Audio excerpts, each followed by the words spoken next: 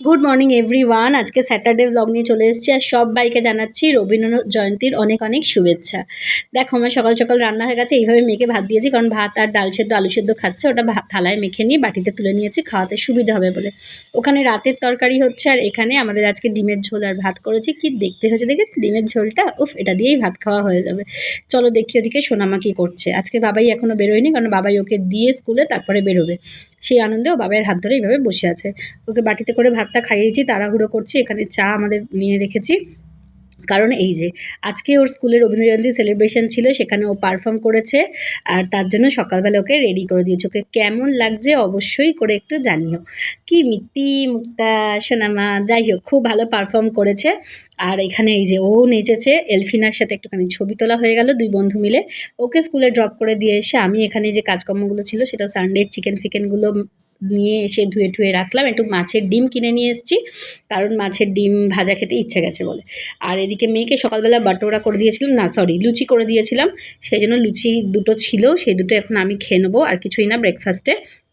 আর এখানে দেখো গুচ্ছের কাজ পড়ে আছে, মেয়েকে সকালবেলা সাজিয়েছি, তার ড্রেসিং টেবিলের সমস্ত জিনিস এখানে পড়ে আছে, ওখানে বিন ব্যাগটা ডাই হয়ে আছে, মানে সব জায়গা আনটাইডি আর কি। সেই সমস্ত কাজ এখন করতে হবে, তার মধ্যে বিভৎস গরম হচ্ছে।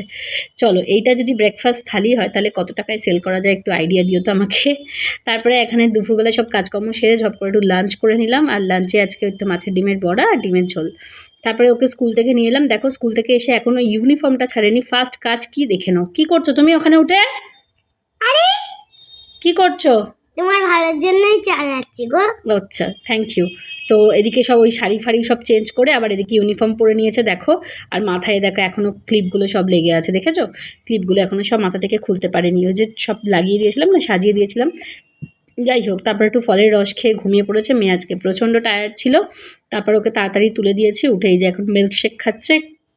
খেয়ে কোথায় যাবে এখন? দেখো কোথায় যাই। আর দেখো এই যে কোথায় ঢুকে বসে আছে দেখো ঘুম থেকে উঠে।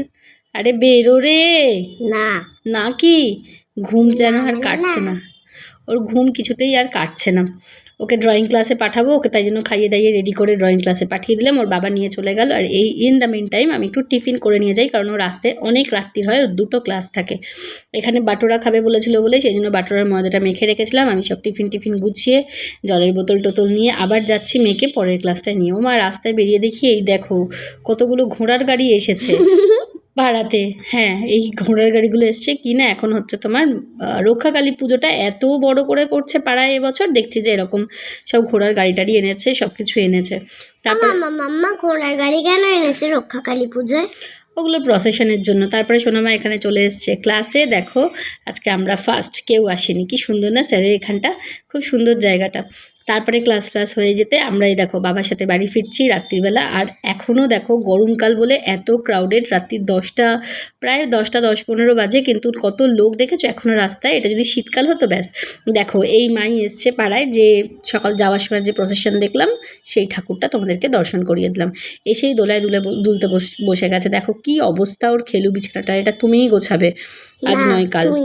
না এত গরম লাগছে যে কি বলবো। যাই হোক এখন ডিনারটা রেডি করতে হবে। চলো বাটুরাটা বানাবো, সব ময়দা মেখে রেখে গেছিলাম, এই যে দুটো ভেজে নিয়ে গেছিলাম ওর টিফিনের জন্য। আর এই যে আজকে করেছিলাম হচ্ছে কিমা চানা, মাটন কিমা দিয়ে চানা, তার সাথে বাটোরা। সোনামা ওখানে খেলছে, ওর বাবা ভাত খাচ্ছে। তো চলো আমরা এরকমভাবে ব্লগটা শেষ করি। তোমাদের কেমন লাগলো আমার ব্লগটা প্লিজ একটা কমেন্ট করে জানিও, ভালো লাগলে প্লিজ একটা সাবস্ক্রাইব করে দিও। সবাইকে টাটা, সবাই খুব ভালো থেকো। সোনামা সবাইকে বলো রবীন্দ্র জয়ন্তীর অনেক অনেক শুভেচ্ছা। আরও একবার রবীন্দ্র জয়ন্তীর অনেক অনেক অনেক শুভেচ্ছা। সবাই খুব ভালো থেকো, টাটা।